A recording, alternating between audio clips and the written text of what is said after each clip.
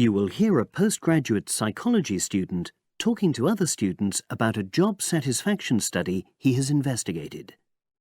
Before you listen, you have some time to look at questions 31 to 40.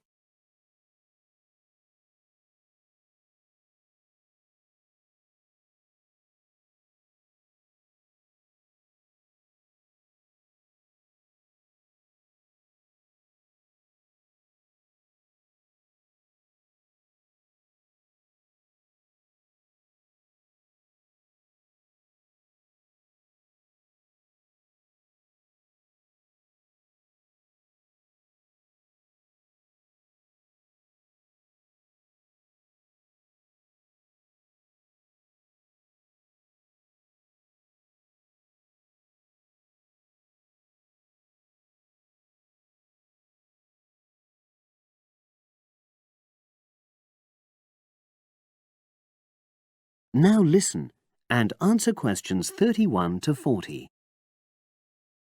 Good morning, everyone. For my presentation today, I'm going to report on an assignment that I did recently. My brief was to analyze the methods used in a small study about job satisfaction, and then to make recommendations for future studies of a similar kind. The study that I looked at had investigated the relationship between differences in gender and differences in working hours and levels of job satisfaction amongst workers. For this purpose, employees at a call center had been asked to complete a questionnaire about their work. I'll summarize the findings of that study briefly now. First of all, female full-time workers reported slightly higher levels of job satisfaction than male full-time workers. Secondly, female part-time workers reported slightly higher levels of satisfaction than female full-time ones did.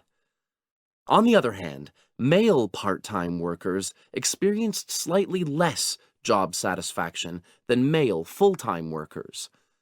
But although these results seemed interesting and capable of being explained, perhaps the most important thing to mention here is that in statistical terms, they were inconclusive. Personally, I was surprised that the findings hadn't been more definite, because I would have expected to find that men and women, as well as full and part-time workers, would experience different levels of satisfaction. So I then looked more carefully at the methodology employed by the researchers to see where there may have been problems. This is what I found. First of all, the size of the sample was probably too small.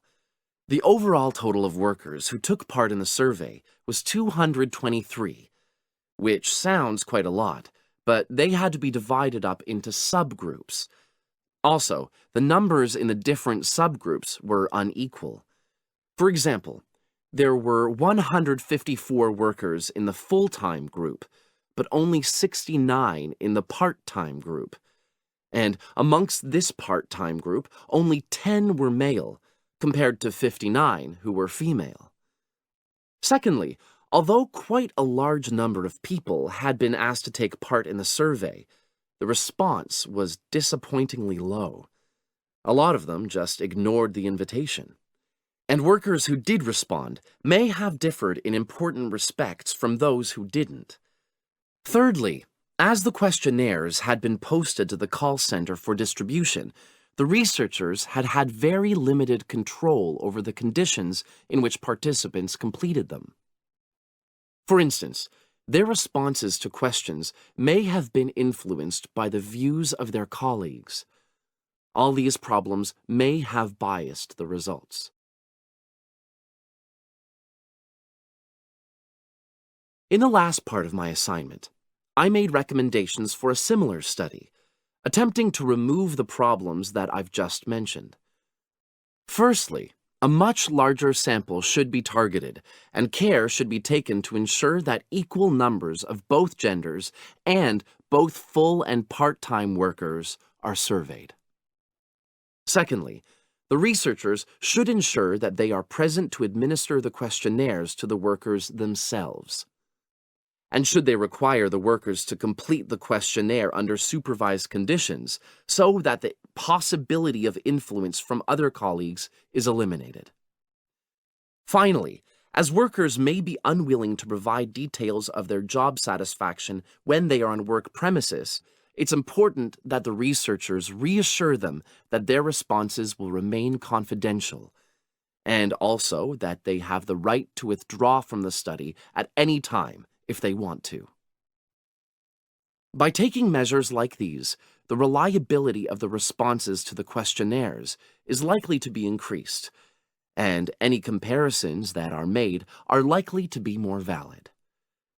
So, that was a summary of my assignment. Does anyone have any questions? That is the end of section 4. You now have half a minute to check your answers.